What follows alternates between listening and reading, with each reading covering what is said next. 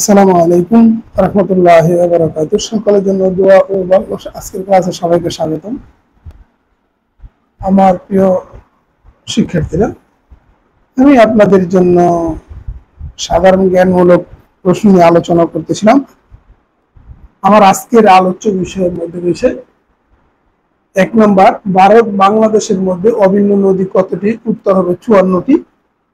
যৌথ নদী কমিশন, ভারত বাংলাদেশের যৌথ নদী কমিশনের তথ্য মতে বাংলাদেশের নদী 54টি এবং বাংলাপিডিয়াতে বাংলাদেশের সাথে ভারতের অভিন্ন নদী হল 55টি। সঠিক উত্তর 54টি। ভারত বাংলাদেশের মধ্যে অভিন্ন নদী কতটি? উত্তর 54টি। বাংলাপিডিয়াতে আছে 55, কিন্তু বাংলাদেশ ভারতের যৌথ নদী কমিশনের যে তথ্য তাতে 54টি। ঢাকা বিশ্ববিদ্যালয় প্রতিষ্ঠার জন্য গঠিত কমিশনার নাম কি? ঢাকা বিশ্ববিদ্যালয় প্রতিষ্ঠার জন্য গঠিত কমিশনের নাম কি? উত্তর হয়েছে নাথান কমিশন। নাথান কমিশন এটা গঠিত হয় 1912 সালে। সদস্য সংখ্যা 13 জন। এখানে একাধিক নৈর্ব্যক্তিক প্রশ্ন।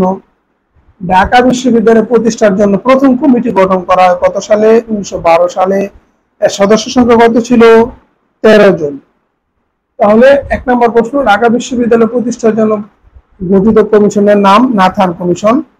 এটা গঠিত হয় 1912 সালে। 2টা প্রশ্ন। 3 নম্বর, এতে সদস্য সংখ্যা ছিল 13 জন।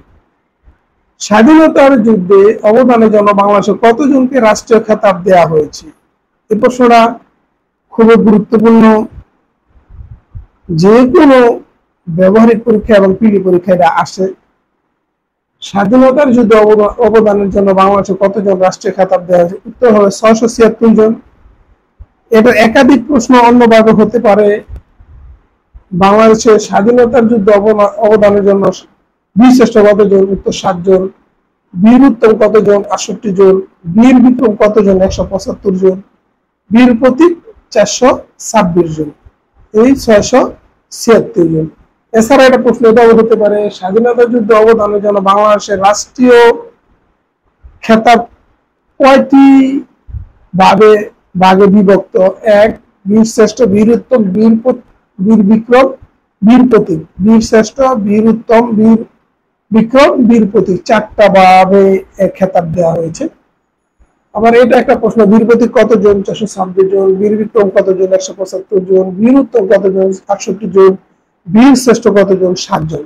এভাবে প্রশ্ন হতে পারে। একাধিক প্রশ্নের উত্তর সম্মেলনে এই প্রশ্নটি তৈরি দিয়ে থাকে।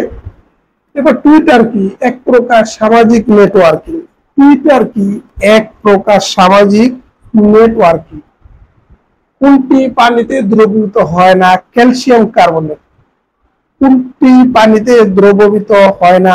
উত্তর ক্যালসিয়াম কার্বনেট। আপনাদের সুস্বাস্থ্য এবং শিক্ষা জীবন উত্তরোত্তর সমৃদ্ধি কামনা করে আজকের মতো এখানে বিদায় নিচ্ছি। আসসালামু আলাইকুম ওয়া রাহমাতুল্লাহি ওয়া বারাকাতুহু।